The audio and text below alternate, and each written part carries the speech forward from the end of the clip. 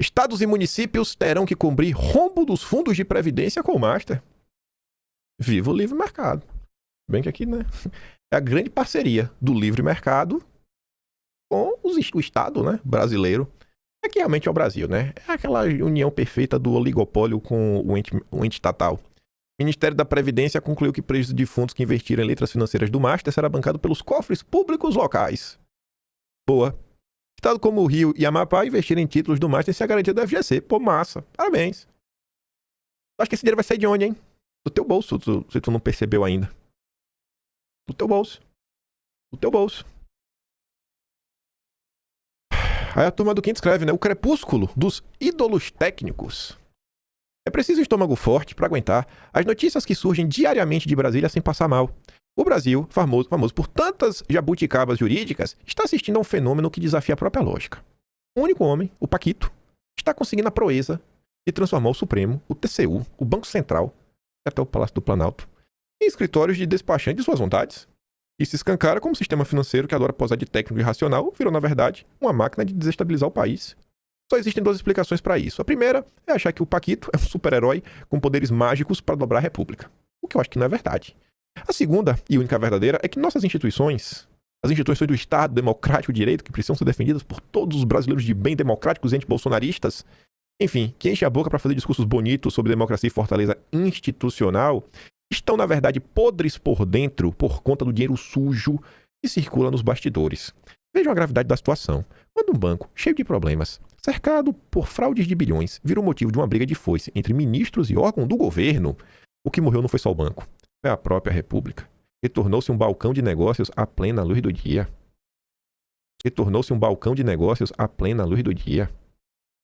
Supremo, Banco Central, TCU, classe política, ninguém sabe para que lado vai, cada um remando na direção. Falavam tanto que Bolsonaro estava interferindo, né, na harmonia entre os três poderes. Rapaz, surgiu um homem mais perigoso que Bolsonaro, o Daniel Vorcaro. Esse realmente fez os três poderes brigarem. Por décadas, tentaram nos empurrar um mito de que o mercado é técnico e isento, como se fosse um semideus, que lá do alto das suas planilhas decide o que é bom para nós. A crise do Master é a prova final de que isso é pura ilusão, e que a tal visão técnica nunca passou de uma fachada bonita para esconder a velha negociata. Cada vez mais descarada entre a Faria Lima e Brasília, se o destino de uma nação inteira pode ser sequestrado pelos rolos de um financista e seu exército de engravatados, então essa técnica é só propaganda a serviço de quem acorda e vai dormir sem pensar no povo brasileiro por um segundo. Tudo isso escancara uma verdade doída, mas necessária. Confiar no mercado para dizer para onde o Brasil deve ir sempre foi, com perdão da expressão, uma tremenda burrice. O mercado financeiro não tem pátria, não tem bandeira e, como ficou claro agora, não tem vergonha na cara. O mercado que está aí chocado, ai meu Deus, o dinheiro está demorando de chegar. Ai, vocês não empurraram o CDB no povo? O mercado todo vendeu, gente. O mercado todo vendeu. Todo mundo vendeu. O BTG também vendeu. E aí? Todo mundo vendeu. Agora tá escandalizado? Eles exigem que o povo aperte o cinto, aceite cortes e aumentos de impostos, mas, na hora de tapar o rombo dos próprios negócios com o nosso dinheiro, a austeridade desaparece. O lucro é sempre deles, o prejuízo é sempre nosso. O prejuízo sempre é pro povo. Tá lá, é o povo que vai bancar. É o povo que vai bancar. Eita, para liquidação extrajudicial. Ei, tinha mais de 50 mil, perdeu. Pô, mas perdeu. Simplesmente você perdeu. Simplesmente você perdeu o seu dinheiro. Se essa bagunça está instaurada nas instituições por causa de um único sujeito, é porque o Estado renunciou à sua soberania para um bando de agiotas com diplomas. O único jeito de sair dessa ignomínia é ter a coragem de olhar para o Brasil de frente e assumir o nacionalismo real e corajoso, sem loucuras fiscais ou ideias malucas, mas moderno e especialmente nacional. É a única maneira de se levantar instituições fortes o suficiente para evitar que se venda o país aos poucos. Ou o Estado brasileiro toma as rédeas da soberania monetária e financeira e tira esse poder da mão de quem vê o país apenas como uma carteira de investimentos particular, ou vamos continuar a ter o nosso futuro devorado por eles. O Brasil tem basicamente um monopólio de bancos. Você tem Santander, Banco do Brasil, Itaú. Vai botar o BTG nos bancões e Bradesco. Esses 5. Vamos botar esses 5. Esses 5, os grandes. Basicamente esse. Santander, Bradesco, Banco do Brasil, Itaú e BTG. Vamos botar isso.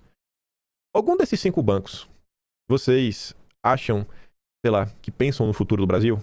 Pensam no bem comum? Pensam e terão políticas técnicas sempre visando a maior eficiência e não o próprio lucro deles? Eu acho que todos vocês, assim, têm repúdio das lideranças desses 5 bancos.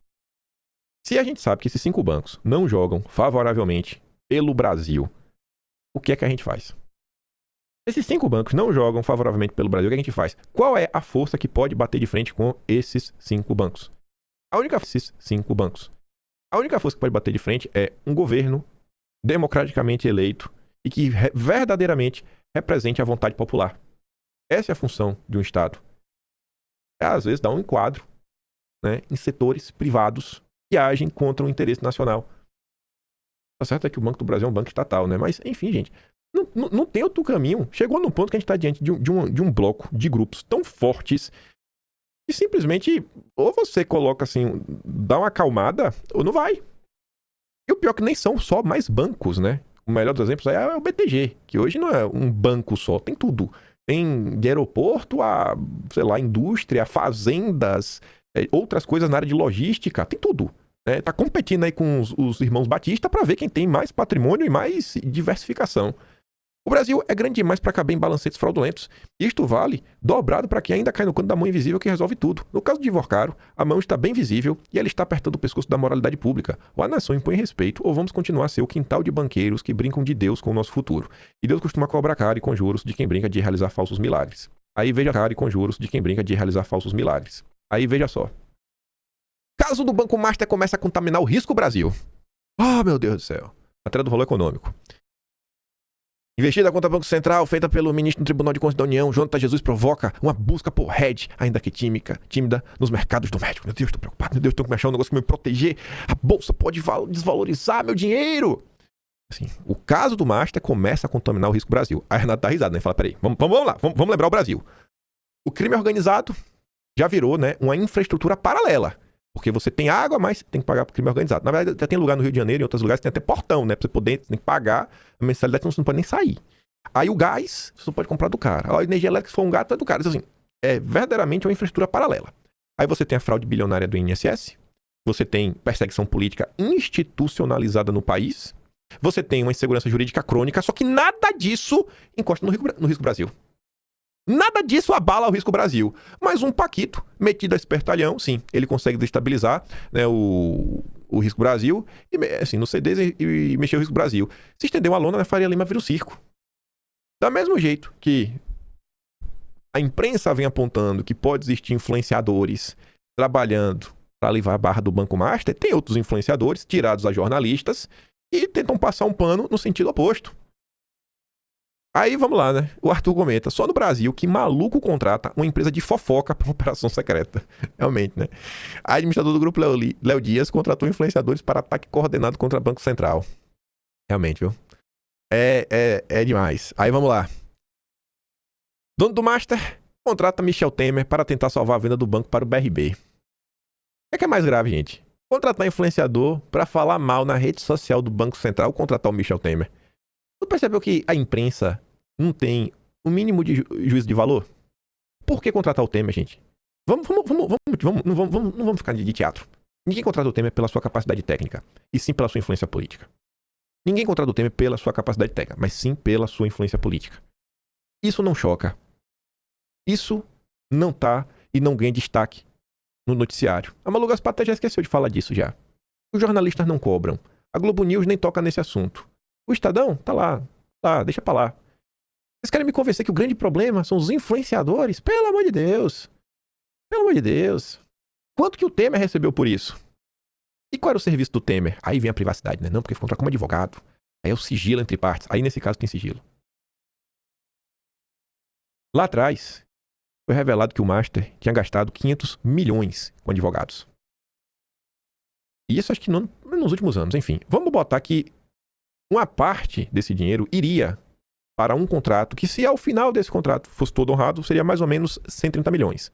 Beleza. E aí o Rodney fala sobre isso, né? 129 milhões já meio que sabe para onde iria. E os outros 371 milhões? Foi gasto com o quê? Para quem? Que causas? Ou é para lobby político? É para molhar a mão de alguém para ver se algumas coisas andavam? O brasileiro perdeu há muito tempo o senso de proporção. E isso é um problema sério. Mas vamos lá falar dos influenciadores. Influenciadores suspeitos de ataque ao Banco Central publicaram conteúdos semelhantes quase ao mesmo tempo. Mas que coisa, né? Aí na sequência. Polícia Federal tem indícios no celular de Vorcaro de que ele ordenou ataques virtuais de influenciadores. Só que essa matéria, ela é meio coisa, né? Eu fui até ler pra ver se eu não tava maluco. Eu falei, bicho, se o Vorcaro foi preso no dia da liquidação extrajudicial, o celular dele foi preso naquele dia. Ele já deu tempo de ir atrás de influenciador, nem tinha ainda as questões aí TC e tudo mais. Aí o que a matéria diz, né? Na análise inicial que os investigadores estão realizando no telefone do Paquito, foram encontrados diálogos dele ordenando a realização desse tipo de ação. De acordo com fontes que tiveram conhecimento do assunto, o Paquito repassava essas ordens a auxiliares que não trabalham diretamente no quadro do Master. Ele pedia a promoção de informações positivas sobre o Master e determinava ataques virtuais a pessoas públicas que, na sua avaliação, estavam atuando contra o seu banco. E aí, a defesa falou que não fez isso. E além de falar que não fizeram isso, a defesa do Paquito pediu pro Toffoli abrir um inquérito porque ele é vítima de difamação. A defesa do Paquito apresentou uma petição ao Toffoli dizendo que ele não contratou influenciadores digitais. Os advogados do Paquito também querem que Toffoli determine a instauração de outra investigação para apuração da prática de toda e qualquer disseminação de fake news e crimes contra a honra relacionada ao presente caso.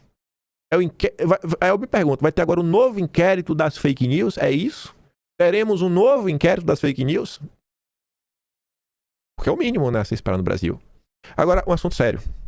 Assunto seríssimo. Se eu tiver algum político, não precisa nem me citar nem nada.